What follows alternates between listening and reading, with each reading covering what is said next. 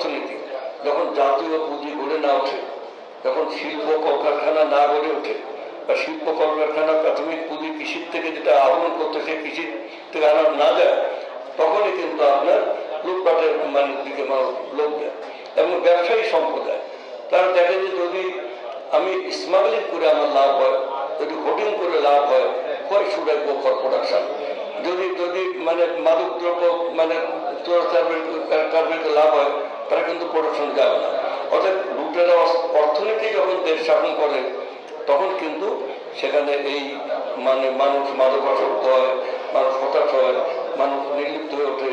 খুন যখন বাড়ে, তখন ওই যে জিনেদার ওই যে এমপি ছিল, সে ওই যে তার ওই কোন জায়গায় যে খুন হলো, এইসব মাদক ব্যবসার সাথে কারবার, তখন একজন ব্যবসায়ী তারা এই যে থানার দালালি করে, তারা নারী লোভী হয়, তারা দুশ্চরিত্র হয়। অর্থাৎ এই কারণেই আজকে আপনার অর্থনীতির সংস্কারের প্রয়োজন, ব্যাপক প্রয়োজন অর্থনীতি। তাহলে এই মামলা মোকদ্দমা লিটিগেশন কমে যাবে।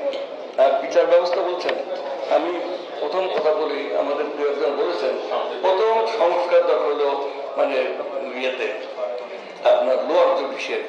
লোয়ার কোর্টে গেলে করে যে এখানে এক্সপ্লোসিভ সাবস্টেন্স অ্যাক্ট আছে, এটা আমাদের ম্যাজিস্ট্রেটের ক্ষমতা নেই। কেন ম্যাজিস্ট্রেটের ক্ষমতা নেই? অল কোর্টস আর ইকুয়াল, সব কোর্টই থাকে। হ্যাঁ, ম্যাজিস্ট্রেট কোর্টের উপর একটা কোর্ট আছে, আপিল আদালত আছে, তার উপর আছে আপিল আদালত। এই কোর্টের ভুল হলে আপিল আদালত সেটা পাইপে দিতে পারে, কিন্তু ম্যাজিস্ট্রেটের বেল দেওয়ার ক্ষমতা নেই। এটা কোথায় লেখা আছে? ম্যাজিস্ট্রেট ব্রিটিশ আমল দেওয়া হতো, পাকিস্তান আমল দেওয়া হতো। আমরা নিজেদের কোর্টে গেছি, দেখেছি দাঁড়ায় দাঁড়ায়, তখন তো আমরা ছাত্র ছিলাম। পাকিস্তান আমল সেখানে বেল, তখন তাদের বেল দেওয়া যাবে না। তার এইরকম একটা দাসত্বমূলক মনোভাব তৈরি হয়।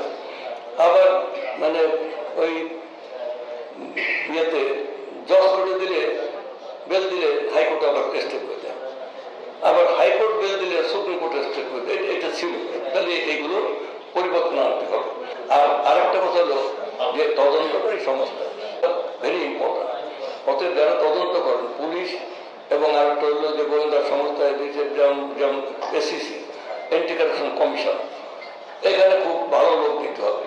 অতএব দুটা পার্ট, একটা হলো ব্যক্তিগত মামলা মোকদ্দমা, যে একজন বাদী, একজন বিবাদী, একজন বাদীর উকিল, একজন বিবাদীর উকিল, আর সরকারি দায়িত্ব যে ফিনিয়াস অফেন্সগুলো, যেমন দুর্নীতি, এই যে ব্যাংক ডাকাত, এগুলো। আরেকটা লাস্ট কথা বলে আমি শেষ করবো, যে politics has been shifted from the hands of politician to the hands of smuggler, to the hands of businessman, to the hands of bureaucrat, সামরিক বেসামরিক ব্যুরোক্র্যাট, তারা রিটায়ার্ড ব্যুরোক্র্যাট। এবং এদেরকে পলিটিক্সে আনলে পলিটিক্স নষ্ট হয়ে যাবে। Politics must be carried out by politicians. এবং পলিটিক্যাল পার্টির সংসার এটি হবে যে তাকে তার আদর্শগত হবে, তাকে কিন্তু ঠিক করতে হবে যে কত বছর বয়স পর্যন্ত, যেটা আমাদের পার্টি শুরু করেছে, কত বছর বয়স পর্যন্ত সে পলিটিক্স করতে পারবে, তারও রিটায়ারমেন্ট করতে হবে। এবং তার ধাপে ধাপে সে উঠবে। জনগণের সাথে তার সম্পর্ক, দুর্নীতির সাথে যদি কারো সম্পর্ক থাকে, সে নমিনেশনও পাবে না। এই কাজগুলো করা দরকার।